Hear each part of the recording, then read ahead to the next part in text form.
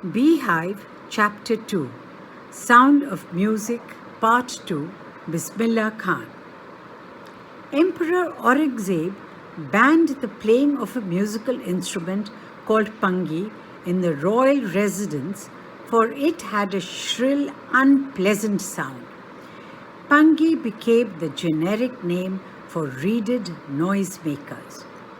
Few had thought that it would one day be revived. A barber of a family of professional musicians who had access to the royal palace decided to improve the tonal quality of the pangi. He chose a pipe with a natural hollow stem that was longer and broader than the pangi, and made 7 holes on the body of the pipe. When he played on it, closing and opening some of these holes, soft and melodious sounds were produced. He played the instrument before royalty, and everyone was impressed. The instrument, so different from the pangi, had to be given a new name. As the story goes, since it was first played in the Shah's chambers and was played by a Nai, barber, the instrument was named the Shehnai.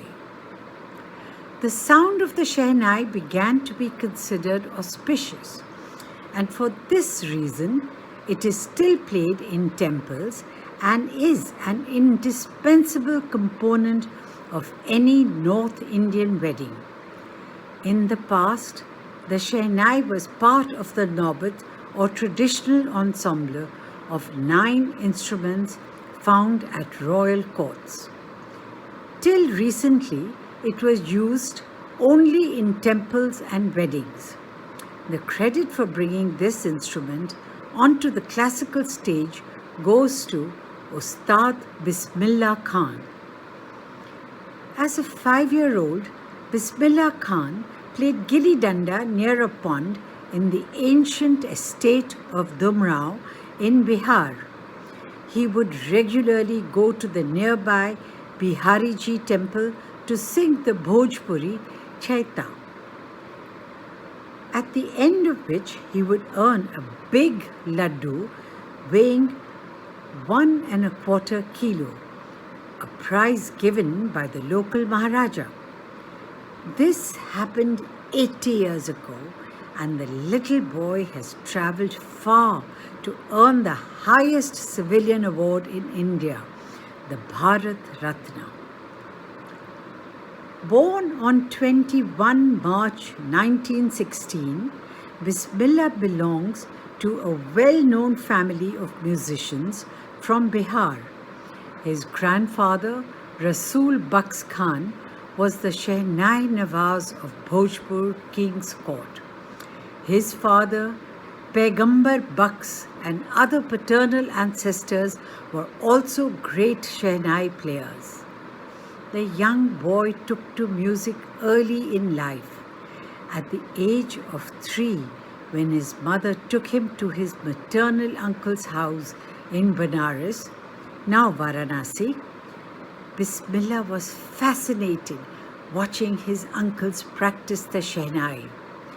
Soon, Bismillah started accompanying his uncle Ali Baks to the Vishnu temple of Benares, where Baks was employed to play the Shehnai.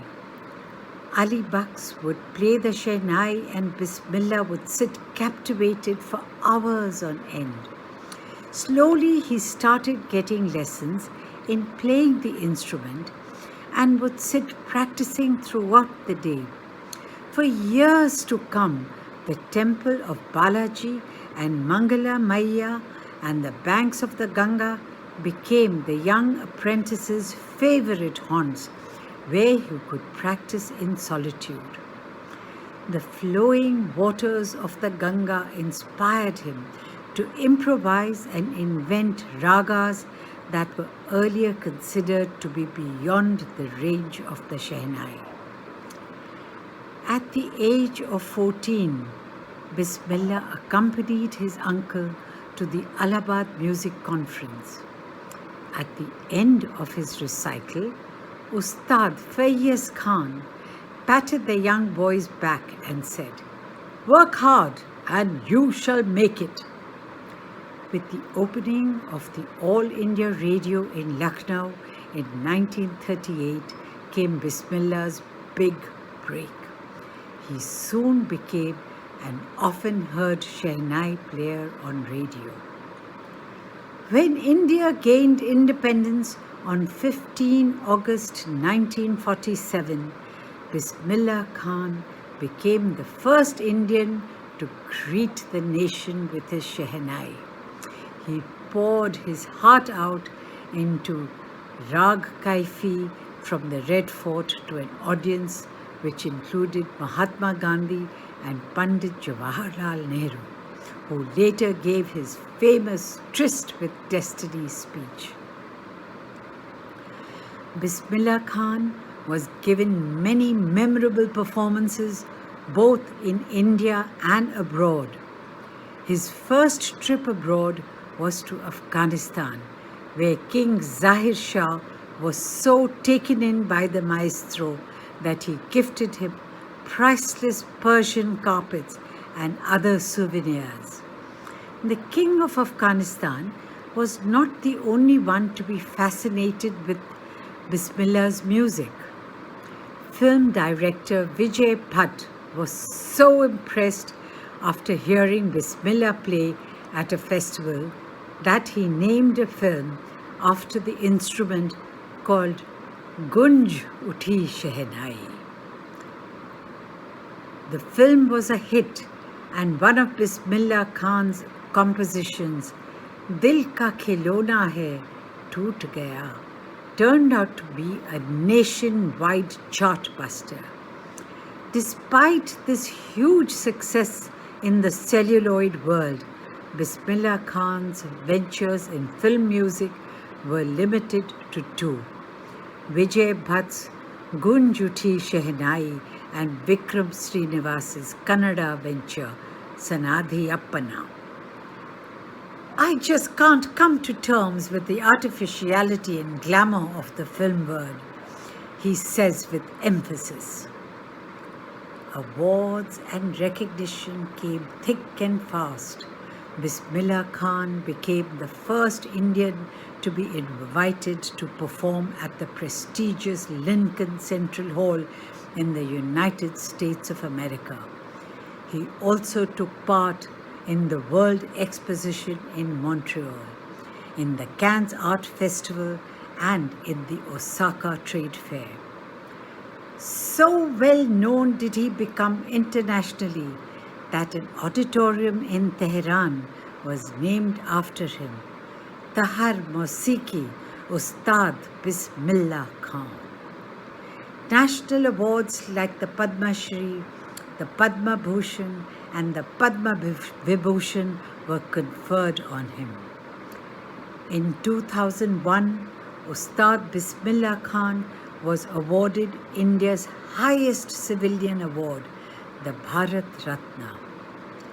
With the coveted award resting on his chest and his eyes glinting with rare happiness, he said, "All I would like to say is, teach your children music. This is Hindustan's richest tradition. Even the West is now coming to learn our music." In spite of having travelled all over the world, Khan Saab, as he is fondly called, is exceedingly fond of Benares and Dumrao, and they remain for him the most wonderful towns of the world.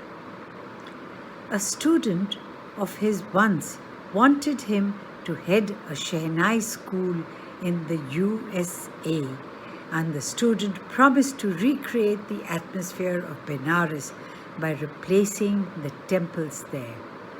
But Khan Saab asked him if he would be able to transport River Ganga as well. Later, he is remembered to have said, "That is why whenever I am in a foreign country, I keep yearning to see Hindustan. While in Mumbai, I think of only Benares and the holy Ganga. And while in Benares, I miss the unique matta of the Mrao. Ustad Bismillah Khan's life is a perfect example of the rich cultural heritage of India, one that effortlessly accepts that a devout Muslim like him can very naturally play the Shehnai every morning at the Kashi Vishwanath temple.